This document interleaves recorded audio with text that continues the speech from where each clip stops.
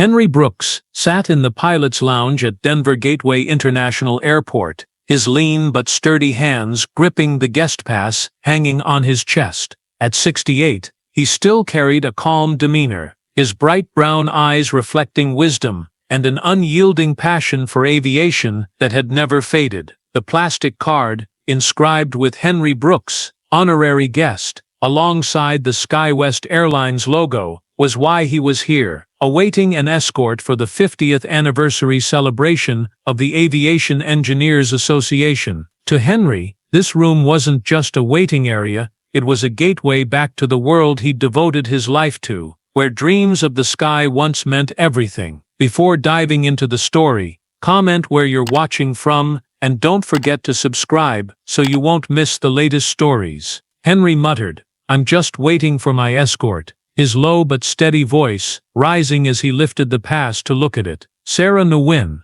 an HR staff member from SkyWest Airlines, had brought him here not long ago. "You're allowed to sit here," she'd said gently. "Rest up, I'll be right back." Henry nodded, choosing a gray leather chair near the corner, where a TV played a documentary on aviation history. He leaned forward, his eyes lighting up at the roar of engines from the screen. To Henry, that sound wasn't just noise, it was the heartbeat of his life, a memory of the days when he was an aviation engineer, designing systems for the first commercial planes. The pilot's lounge at Denver Gateway carried a solemn air. The pale beige walls were adorned with historical photos, pilots in uniform, engineers with technical drawings. One nearby picture stopped Henry cold, himself as a young man, standing beside a Boeing 727, blueprint in hand, a radiant smile on his sun-weathered face. Now retired, he could still feel the industry's pulse through the distant rumble of engines from the runway. Through the large glass window, he watched SkyWest Airlines planes glide by, their metal bodies gleaming in the sunlight, blending with the echo of the intercom and the clatter of luggage carts rolling across the floor. Henry smiled faintly, his hand brushing the pass, as if it were a ticket back to his past. "I don't care what anyone says," Henry whispered to himself, recalling Sarah's words as she led him in. He wasn't a pilot, but he belonged here more than anyone could imagine. As a boy in a poor suburb, Henry could identify planes by their engine sounds, sketch complex control diagrams without a book, and spend hours by the window watching white streaks slice across the sky. That passion carried him past countless barriers, skeptical stares, taunts about his skin color, to become an aviation engineer, the man behind thousands of safe flights. And his son, Marcus Brooks, now an FAA administrator, was the flame he'd passed on. Henry Brooks still sat quietly in the pilot's lounge at Denver Gateway International Airport, his gaze fixed on the TV screen, where the documentary recounted the first transatlantic flights. The roar of engines from the speakers pulled him into sweet memories of standing beneath plane wings, blueprint in hand, chest swelling with pride. His hands tightened around the guest pass on his chest, as if it were a shield against the outside world. But that peace didn't last long. The lounge door burst open with a loud bang, startling Henry into looking up, his heart pounding slightly in his chest. At the threshold stood a woman in SkyWest Airlines' deep blue pilot uniform, her shoulders gleaming with 4 gold stripes, the mark of authority and experience. It was Captain Laura Mitchell, a veteran pilot with over 2 decades, ruling the skies. Tall and lean, her blonde hair pulled tight behind her head, her icy blue eyes swept the room before locking onto Henry. A flash of surprise mixed with suspicion crossed her face, quickly turning into a scowl of irritation. She strode toward him, each step ringing out like a cold blade slicing through the still air. "Who are you? Who let you in here? What are you doing in the pilot's lounge?" Laura's voice was sharp and cold, strong enough to make Henry flinch as he rose from his chair, his heart thudding. He tried to stay calm, raising his guest pass, his tone low but polite. "Hello, ma'am. I'm Henry Brooks. I'm a guest of SkyWest Airlines, part of the Aviation Engineers Association anniversary program. I'm just waiting for my escort to return." Laura smirked, her eyes brimming with contempt and doubt. A guest? This isn't a place for you to sit around like it's your living room, especially not someone like you. Her words hit Henry like a slap, freezing him in place, his hands trembling slightly. He kept his voice steady. Ma'am, I'm allowed to be here. Sarah from HR brought me in and said I could wait. I don't care who said what to you. Laura cut in, her voice razor sharp, leaving no room for him to explain. She yanked the radio from her belt, pressing the button with clear irritation. Security, get to the pilot's lounge now. There's an unauthorized intruder here. Henry stood rooted, fear surging inside him. He was just sitting here, watching TV, waiting. What was criminal about that? But Laura's cold stare seemed to have judged him guilty from the first glance. Laura turned back to face him, arms crossed, her voice dripping with authority. Get out now. This place isn't for you. Henry felt blood rush to his head, but he tried to stay calm, lifting his pass again. Ma'am, I have a guest pass. I haven't done anything wrong. But Laura only sneered, her gaze piercing through him, unmoved by his explanation. A guest pass?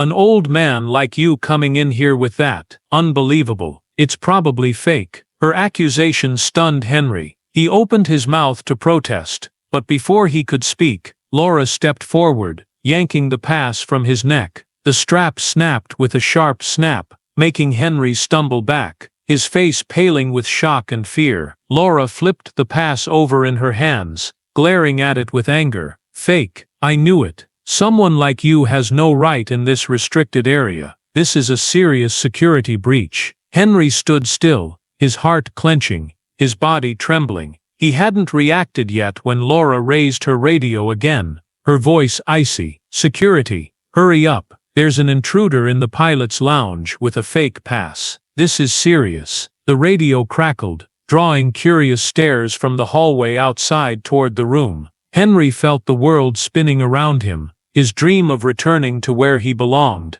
now twisting into a nightmare over one stranger's baseless suspicion. Laura looked at him, her eyes devoid of mercy. You think you can just sit here watching TV? This isn't a playground for you, she said, her voice thick with sarcasm. Henry clenched his fists, swallowing the pain and humiliation rising within him.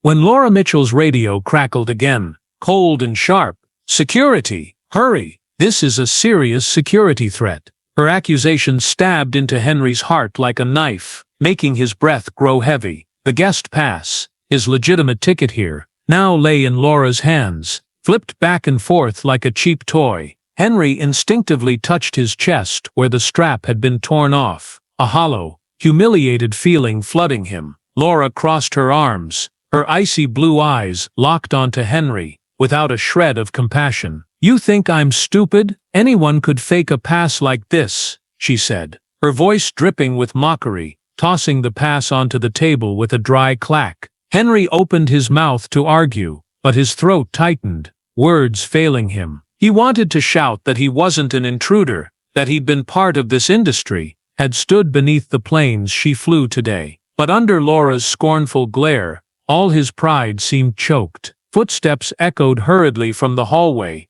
and two security guards entered, led by James Carter, a middle-aged man, with a stern face and rigid gait. They stopped before Laura, their eyes scanning Henry from head to toe, as if he were a real criminal. "That's him." Laura pointed at Henry, her voice firm without hesitation. "I want you two to get him out of here immediately, and check him thoroughly. I'm sure this is an intentional breach." Henry stepped back, his heart pounding in his chest. He tried to keep his voice calm, though it began to shake. "Ma'am, I'm really allowed to be here. I'm Henry Brooks, a guest of SkyWest Airlines. Sarah from HR brought me in. I've been waiting nearly 20 minutes, and haven't done anything wrong." But Laura didn't listen. She waved to the guards, her eyes like ice. "I don't want to hear more excuses. He's breached a restricted area, carrying a fake pass, and spinning ridiculous stories. This is an aviation security issue. We can't take it lightly." Her words were a verdict delivered on the spot, plunging Henry into panic. He felt everything spinning, sweat beading on his forehead. Curious eyes from the hallway turned toward the lounge. Pilots, airport staff, even a few passing passengers, all staring at him like a suspicious stranger. Henry clenched his fists, fighting the pain tearing at his heart. He remembered the old days as a young aviation engineer, whispers behind his back from white colleagues. He doesn't belong here. Those memories, long buried, sprang back vivid and sharp as a blade. James Carter stepped closer, his voice stern but professional. "Sir, please come with us. We need to verify your identity and clarify this." Henry backed away, his voice breaking with fear and desperation. "I'm really allowed here. Contact Sarah Nguyen. She'll confirm what I'm saying. I'm not lying." But Laura cut in, her tone steely. "Don't waste more time. Take him away now." Henry felt cornered, literally and figuratively. He looked around, hoping for a familiar face, maybe Sarah, who'd brought him here, but no one stepped up to defend him. The crowd outside began murmuring, their whispers like needles piercing his dignity. "What's that old man doing here? He looks suspicious, probably causing trouble." Each word was a cut, leaving him more isolated than ever.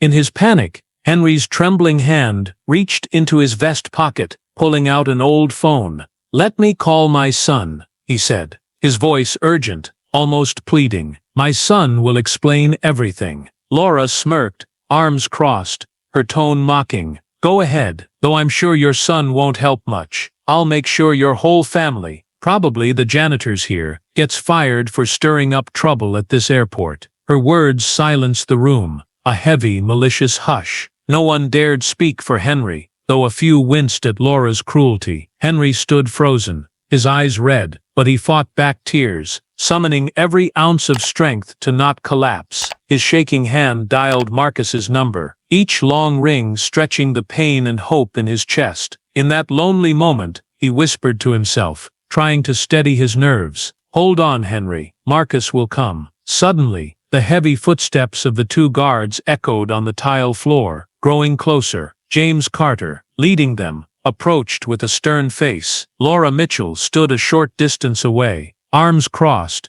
her cold gaze fixed on Henry. She watched him, her stare seeming to relish, driving him to the edge. She spoke softly, without hesitation, commanding, "Take him away." Her words were a cold, decisive blade, leaving Henry no chance. James Carter, with his stern face, stepped closer to Henry, gesturing, "Sir, please come with us. We need to check further." His voice was firm but not harsh, carrying the professionalism of someone used to tense situations. Henry backed away, his voice breaking in desperation. "I'm not lying. I'm Henry Brooks, a guest of SkyWest Airlines. Call Sarah Nguyen from HR, she'll confirm." But Laura cut in, her voice sharp as a knife. "Don't listen to him. It's all lies. Get him out now." Before the guards could act, another voice rang from the door. "Wait." Sarah Nguyen, HR staff from SkyWest Airlines, burst into the lounge, her face flushed from rushing over after hearing the commotion on the internal radio. "Mr. Henry is a legitimate guest. I brought him here and gave him the guest pass this morning." Sarah raised her hand, trying to explain, but Laura turned to her, eyes blazing. "You're too naive, Sarah. That pass is fake, and he doesn't belong here. You should be careful who you trust." Sarah froze, mouth open to argue, but Laura raised a hand to stop her, turning to the growing crowd at the entrance. "Everyone, listen up."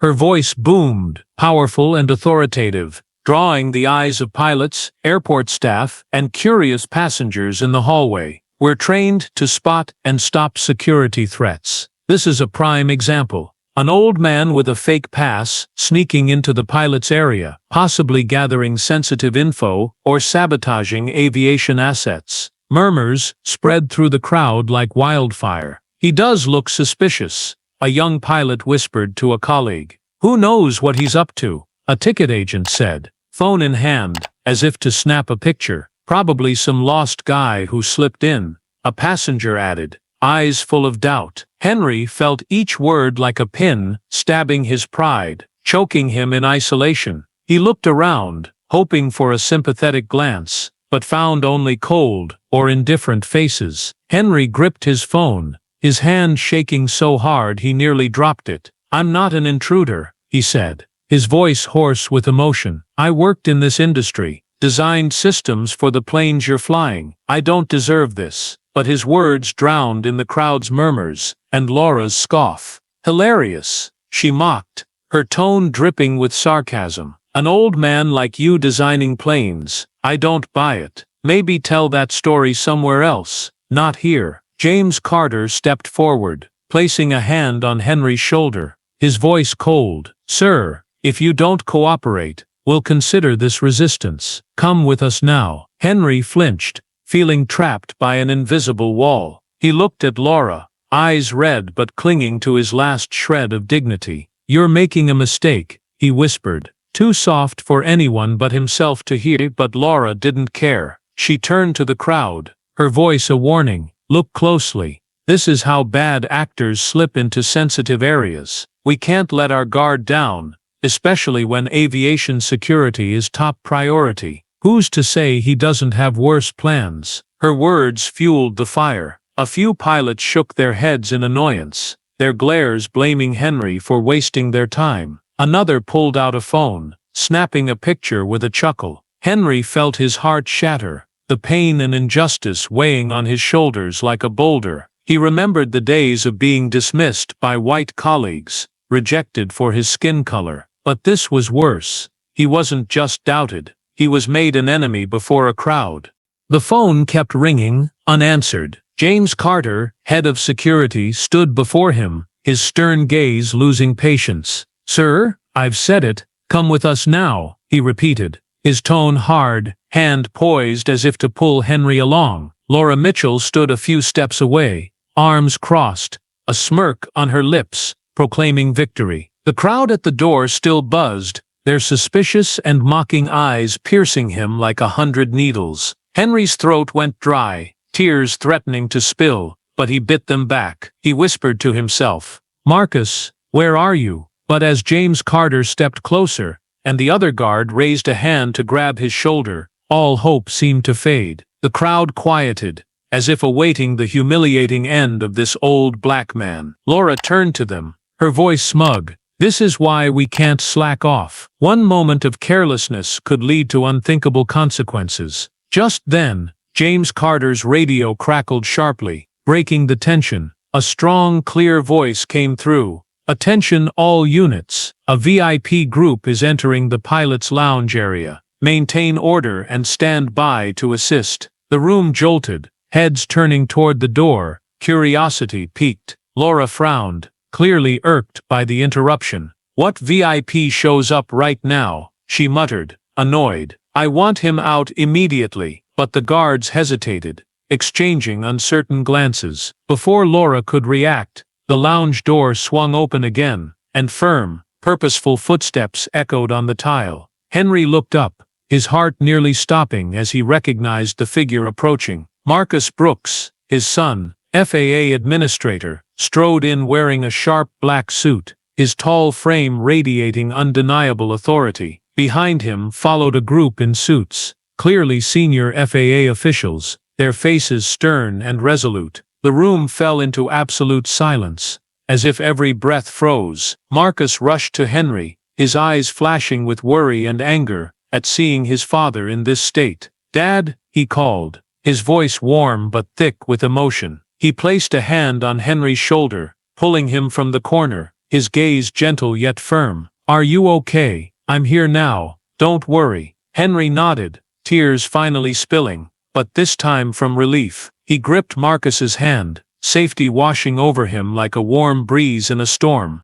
Marcus turned, his eyes now icy as they met Laura Mitchell's. "I'm Marcus Brooks, FAA administrator," he declared, his voice booming through the room, startling everyone. "I've been fully briefed on the situation involving my father, Henry Brooks, and I'm appalled to learn he's been slandered right here at this airport." Laura paled, her arms dropping, mouth gaping but wordless. She stammered, "Mr. Brooks, I didn't know he was your father. We were just ensuring airport security." Marcus cut her off, his voice sharp as a blade. "Ensuring security? by slandering an innocent man, a veteran aviation engineer who gave his life to this industry. What evidence did you have to call my father an intruder, to humiliate him in front of all these people? Laura stepped back, her face shifting from confidence to panic. She pointed at the pass on the table, her voice trembling. That pass. I thought it was fake. He didn't belong here.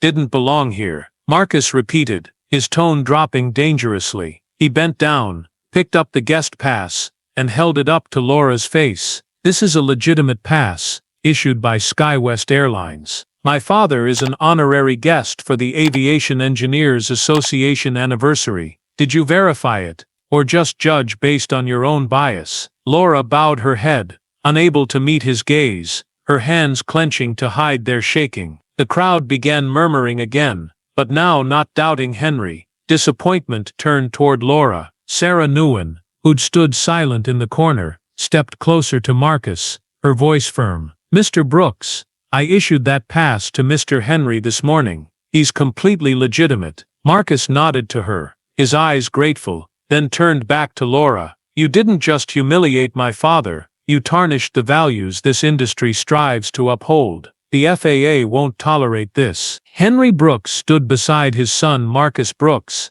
in the pilot's lounge at Denver Gateway International Airport, a sense of safety returning as Marcus's strong hand rested on his shoulder. The crowd hushed, their eyes shifting between Marcus, the authoritative man in the black suit, and Laura Mitchell, who now looked drained of life. Laura stood still, her face pale, hands trembling at her sides. The smug smirk once on her lips was gone, replaced by raw panic, as Marcus stepped closer, his gaze sharp enough to slice through any excuse. Marcus held up Henry's guest pass, his voice low and cold. You called this fake. What gave you the right to label my father, Henry Brooks, an intruder, a security threat? Laura opened her mouth to respond, but Marcus didn't let her. He turned to one of the FAA officials with him, nodding curtly. The man, in a neat gray suit, swiftly opened a tablet and connected it to the large screen on the lounge wall. The TV Henry had been watching now turned into a tool of judgment.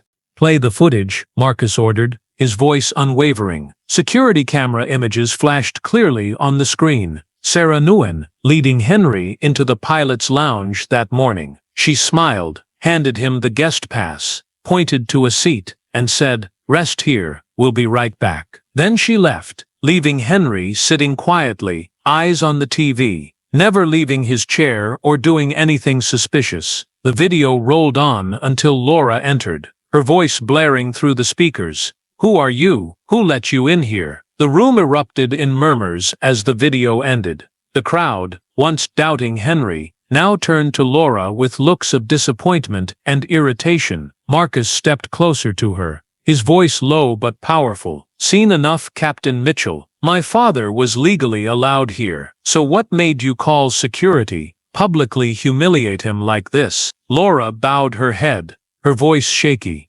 "Mr. Brooks, I didn't know he was your father. If I'd known, I wouldn't have," Marcus interrupted, his eyes blazing. "If you'd known he was my father, what's that supposed to mean, Captain Mitchell? That you only treat people decently if they're tied to power, and everyone else you can judge however you want?" His words hit like a hammer, making Laura recoil, her face flushing with shame. "It's not about whether he's my father," Marcus continued, his tone sharper. "It's about you letting personal bias cloud your judgment. As a veteran SkyWest pilot, you should know your responsibility and professional ethics better than anyone." Laura stammered, grasping for excuses. I just wanted to protect aviation security. I didn't mean any harm." But Marcus didn't let her go on. He turned to James Carter and the security team, his voice stern. "You should know better than anyone that your job is to ensure safety,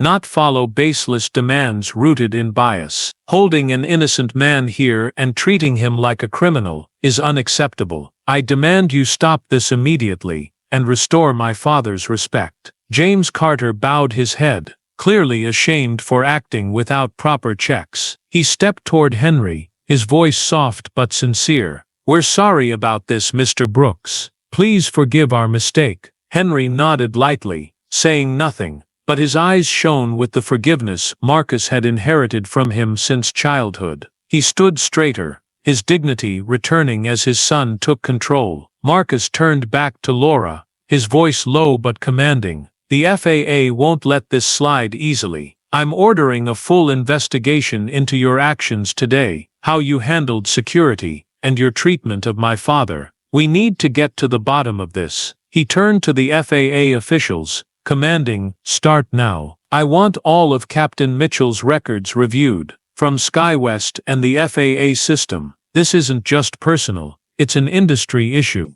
Laura stood frozen, head low, the strength and arrogance she once had now gone. The crowd began to disperse, not out of boredom, but disappointment in her. A few pilots shook their heads, their eyes now full of contempt for a once respected colleague. Sarah Nguyen stepped closer to Henry, whispering, "I'm so sorry, Mr. Brooks. I should have spoken up sooner." Henry smiled faintly, placing a hand on her shoulder. "You did the right thing, Sarah. Thank you." Laura Mitchell stood like a statue, her face ashen, hands clenched so tight, her nails dug into her palms. The arrogance she once exuded was gone, replaced by panic and humiliation, as the crowd's eyes, once supportive, now turned to her with disappointment and scorn. Marcus looked back at his father, Henry Brooks, his gaze softening, but still firm. "Dad, it's okay now," he said, his voice warm, resting a hand on his shoulder,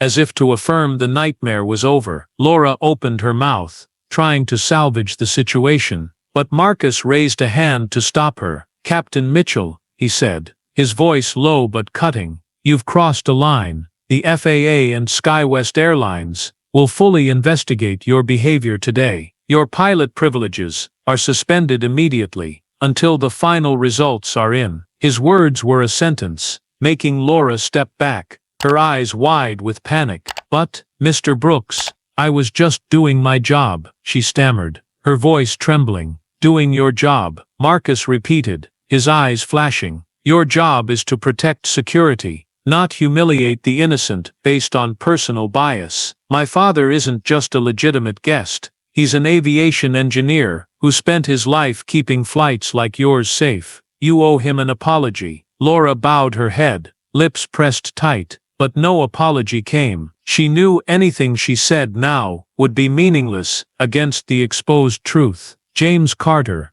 head of security, signaled his 2 guards. "Escort Captain Mitchell out," he said, his voice quiet but clear. Laura looked up, eyes frantic, but didn't resist. The guards stepped forward, gently but firmly, leading her from the lounge. Her footsteps echoed weakly on the tile, blending with the fading murmurs of the crowd. Laura, once a symbol of authority in her pilot's uniform, left in disgrace, her career and reputation, built over 2 decades, shattered in minutes. Henry watched her retreating figure, feeling no satisfaction. Instead, a deep sadness settled in, not for her, but for the painful memories this stirred. Marcus noticed, guiding him to a chair, his voice gentle. "Dad, I'm sorry you had to go through this." Henry shook his head, smiling weakly. "It's not your fault, Marcus. I didn't expect to still face this, even at my age."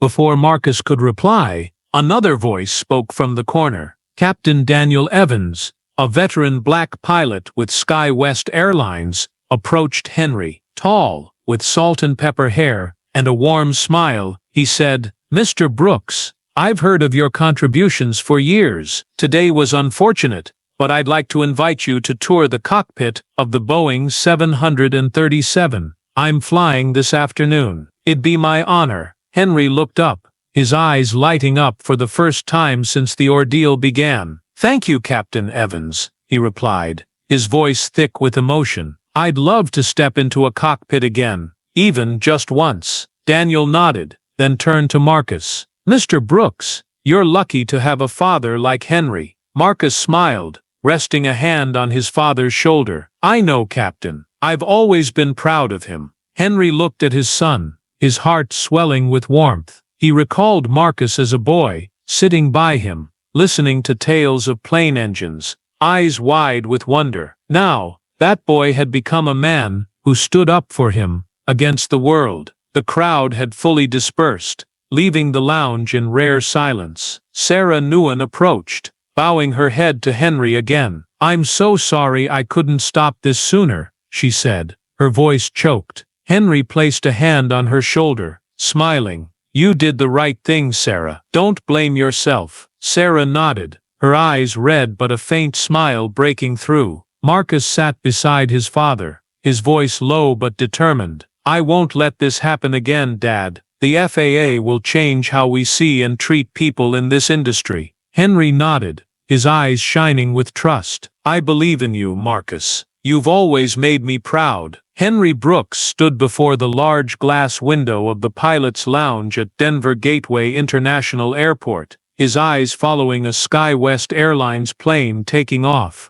its white streak slicing the afternoon sky before vanishing behind the Rocky Mountains. The rumble of engines echoed through the glass, bringing him a peace he'd thought lost forever in the harrowing hours just past. Marcus Brooks stood beside him, a hand resting lightly on his father's shoulder, his gaze a mix of pride and contemplation. The nightmare was over, but their story didn't end with restored honor. It became a turning point for them and the aviation industry. After the incident, Marcus kept his word. He called an emergency meeting with FAA leadership in Washington, D.C., unveiling a new initiative called the Aviation Equity Program. Inspired by his father's ordeal, it aimed to eradicate bias in the industry, ensuring every worker, from engineers to pilots to ground crew, was treated fairly, regardless of age, race, or background. Marcus invited Henry to be an honorary advisor, a role he accepted with a radiant smile. "You taught me the sky belongs to everyone," Marcus said at the press conference, his voice ringing through the mic. "Now we'll make that real." At Denver Gateway, Henry's legacy was honored uniquely. A brass plaque was installed in the pilot's lounge, engraved with Henry Brooks, pioneering aviation engineer, inspiration for justice and diversity. Below was a photo of him as a young man beside the Boeing 727 he'd helped design, a bright smile on his tanned face. Each day, as pilots and staff passed by, they saw it, a reminder that aviation wasn't just built by machines, but by people like Henry, who overcame prejudice to reach the skies. Laura Mitchell, once the storm's center, no longer appeared at Denver Gateway. After the FAA and SkyWest investigation, her flight privileges were permanently revoked, not for technical errors, but for unprofessional conduct. The final report revealed this wasn't her first lapse. Past complaints from colleagues and ground staff surfaced, painting a picture of a skilled but arrogant pilot, lacking respect. Laura left the industry quietly, her shadow fading like engine exhaust, leaving a lesson that power can't endure without justice. Henry didn't follow Laura's fate. For him this wasn't about revenge, but affirming his worth. He began appearing more at aviation seminars, sharing his journey with young engineers and pilots. "I once thought I didn't belong," he told them, his voice warm but strong, "but I was wrong. The sky doesn't judge, only people do. Don't let anyone tell you your dreams aren't worthy." One afternoon, standing on Denver Gateway's runway, his first time in years, with Marcus and Captain Daniel Evans, Henry looked up at a landing Boeing 737. The engines quieted,